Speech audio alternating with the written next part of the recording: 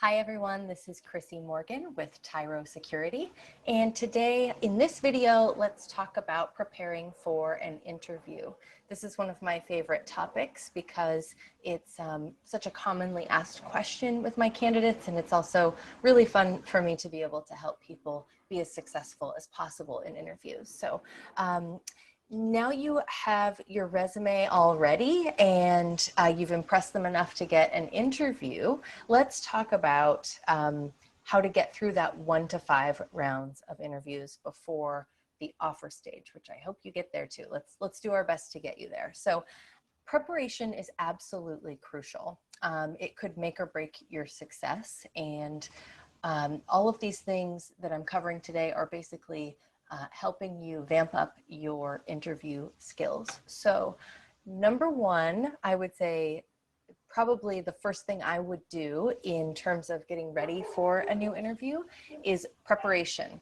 Research the company, read the company's website, start there, get as much information as you can about the CEO and the CISO. Google the company and then click on the news tab on Google and see if there's any recent news, anything that might be relevant, something that you can bring up in your interview, something that you can use to sound informed and to show that you've done your research. This is really huge. A lot of interview questions tend to be, what do you know about our company? And you want to be really you don't necessarily need to give a laundry list, but you want to be conversational about the company. Show that you've done your research, show that you're interested. Another really great resource is to go onto LinkedIn and look at the company profile and your interviewer's profile. So a lot of candidates get a little squeamish about clicking on someone's profile because they might see that you viewed them. That is not at all inappropriate. So sorry for the double negative. It is totally appropriate to use LinkedIn to internet stalk appropriately your interviewer. That's what LinkedIn is for. It's a professional resource, online, public tool that everyone can use this way. Also look at the Wikipedia history. And often companies will have a YouTube channel. Sometimes you'll even get a tour of the inside of the office and see how people are dressed and what the office looks like. These are all great ways to get a sense for how businessy you need to look for your interview, if it's a Zoom call or, you might find all kinds of interesting information there. I would say, big tip, do not look at Glassdoor reviews before your interview. There's a lot of research that suggests that people are more likely to heed negative advice or negative reviews. And on top of that, people are more likely to leave a negative review when they're upset than a positive review when they're happy. So these reviews tend to put kind of a negative skew on things. I don't think it's really positive or beneficial. I would say go through with the interview process, see how you feel about the interviewer, about the company, about the opportunity, with the opportunity to discuss it face-to-face with a human being before you even look at those things, if you even decide to at all. As you do this research, make notes as you go along of any questions that come up for you about the company, the role, the culture, the team, the hiring manager, upcoming projects, all of that as you're going, because you really want to be prepared with great questions that you can ask. Those make you a memorable candidate. So next, I would say read the job description. If you have a printer, print it, make notes on the job description. I would even suggest that you make a note of every applicable skill that you have on the job description and even give an example. These are all just notes for yourself to kind of get your juices flowing and thinking about how talented you actually are and how skilled you actually are. These things can help you to feel a little bit more focused and less nervous in your interview.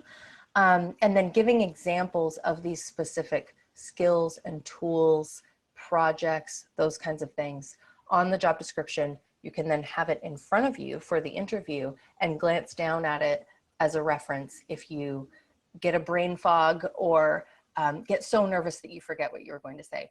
It happens to me literally all the time. And then I would also say the next step of preparation, print your resume or have it on a screen next to you. Maybe you have two screens that you could have these things pulled up on. Print your resume and reference that. You want to review your work history beforehand as well. Make sure that what you say matches what's on your resume. So reference it during your interview to answer any questions about your experience so that you don't misremember your dates or leave something out because you're nervous. I also recommend going through your resume and thinking about previous work experience and how it ties into the job description that you just read. You can make notes on the resume if you've printed it as well, writing 1 to maybe 3 examples of specific things that you've accomplished or statistics. It's a great idea to be able to give some numbers about a percentage of a budget with a specific tool, or you know, any kind of KPIs, or any different relevant skills that you have, or how you improved workflow, those kinds of things. And then on the topic of forgetting because you're nervous, have a notepad and pen handy so that you can make notes of questions that they've asked you and any information that they give you that's really pertinent to the job. Because chances are when the interview is over and the adrenaline wears off, not everyone has that, but many people do. Chances are that if the adrenaline wears off, you'll have forgotten most of what was said, or at least enough of it that maybe some important information about the team culture or little details about your interviewer, you know, what their dog's name is, anything like that that they share with you. Make a note, because these are all very ways that you can be more personable in your follow-up. And then finally, practice your interview questions. Go through, there are a ton of resources online of different common interview questions. Practice, practice, practice. Sit alone in your apartment and talk to your houseplant, or record yourself and watch it, but don't be too critical. Maybe pay attention to how many times you say, I'm trying really hard not to right now. So then as you research the company and jot down your questions, this is going, any questions that you ask are going to show that you've done your research. You want them to be based on your goals. You want your questions to be about your interview performance and next steps. So ask about team culture, about upcoming projects, career growth potential, performance expectations, what a typical day looks like in this job, if someone else held this position before you, or if it's a new position that you would be filling for the first time. You know, ask a few questions directed at the interviewer if you get time. Anything work related, of course. So maybe ask them how long they've been with the company. But if you've taken my advice and looked at their LinkedIn profile, you know how long they've been at the company. So maybe you can ask something a bit more specific. Ask them what they absolutely love about working there, what drew them to the company, how they see you fitting in on the team now that they've spoken with you. But probably the most important question that I recommend that you ask is, are there any gaps in answers that I've given you today to any of these questions, or any gaps on my resume that I can clarify while we're still on this call? This is so big, because if you can address any of those problems while they're still on the phone with you or on a Zoom call with you, then you are more likely to get moved on to the next step. Maybe you thought you answered a question thoroughly and they felt that it was a bit vague, or maybe you accidentally said the opposite of what you meant. It happens when we get nervous. So don't hesitate to just address it while you still have them on the phone. Okay, so if you are doing a phone interview, I have some advice for you on both of these points. So let's talk about first impressions. You've already made your first impression of your written communication abilities with your resume. So your telephone interview, your voice and the sound of your voice, the tone, your enthusiasm, your passion are really going to tell them a lot about who you are and your verbal communication skills. In the time of COVID, so many of us are now working remotely, especially those of us who can. And it's really, really important that you show that you're capable of communicating remotely. So first of all, find a quiet place to have this call. Make sure you have full service, and then have all of your questions ready, your resume in front of you, the job spec in front of you with your notes, and then smile when you talk. It is so weird. I'm on the phone all day, every day, while staring at LinkedIn, and I can hear it when people are smiling while they're talking. It's so strange that you can hear it through the phone, but you can. It changes the way that you speak, and it changes the way that people receive the information that you're sharing with them. So it shows your enthusiasm, your passion, and your interest in the role. So please smile while you talk, speak clearly and slowly, but not so slowly that they find it tedious to speak with you. Just take your time, answer their questions thoroughly. I recommend when they ask a question, allow yourself a moment to absorb, plan your answer, and then give your answer as succinctly as you can. If this is a Zoom call, please make sure that your Wi-Fi is working properly in advance on the same day as your interview. Clean up your background, AKA your house. I had to do that before my video because I have a puppy that's been playing behind me all day. And dress professionally. It doesn't matter what you're wearing on the bottom, but wear something nice on the top. And you only get to make one first impression, so don't wear your PJs. And let's see, definitely groom your hair, brush your teeth if you had a spinach salad that day, and dress as well, if not better, than you anticipate your interviewer to dress. We're all working from home these days.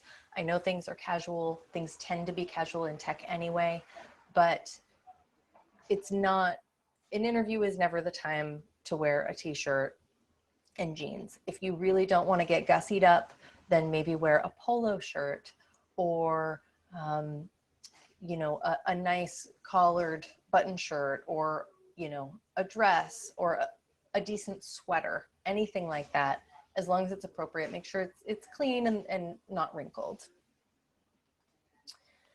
And then follow up after. This is the most classic interview advice that so few people do anymore, and it's absolutely critical. So I wrote up a little bit of an example there, and it's, you know, it's an imagined response, but always get your interviewer's email address and send a memorable thank you note within 12 hours. So the way that I'm recommending that you write a memorable thank you note is really, you want to be professional, address the interviewer politely, professionally, in a friendly way. You don't need to be overly formal. And then be specific. Tell them why you enjoyed speaking with them, and tell them what you loved learning about, how you see yourself fitting in this role. Be specific. This is why you took notes during the call, so that in the follow-up you can reference the things that really stood out to you, that you maybe put 2 underlines after or under. So tell them why you think you'd be a great fit, and feel free to mention how your experience matches up with something specific that you discussed. Maybe it was a project that they told you is coming up, or anything like that, a technology or tool, years of experience, anything like that. But don't worry about selling yourself. You just really need to make sure that that you really show your enthusiasm for the role and look forward to speaking with them again. You don't need to make yourself sound overqualified for the role, like you've done this thing ad nauseum, but it's definitely a good idea to let them know that you really would love to work there. I also recommend that you make sure to give them your availability for an upcoming call. Just cut out that second or third or fourth email trying to get all of that stuff scheduled. Let them know what your availability is. Give them your phone number again. Speed things up. Let's get this moving along. Great. And don't forget to spell and grammar check the email. Okay, thanks. Okay, and then that's it, guys. So reach out to me if you have any questions, if I can help you further. Again, my Twitter handle, I'm on LinkedIn all the time. If I'm a little slow getting back to you, I'm still kind of getting through a lot of messages from helping with DEF CON, so please be patient with me. You can also find us at tyrosec.com. Thank you so much. I hope you found this helpful. Please keep in touch.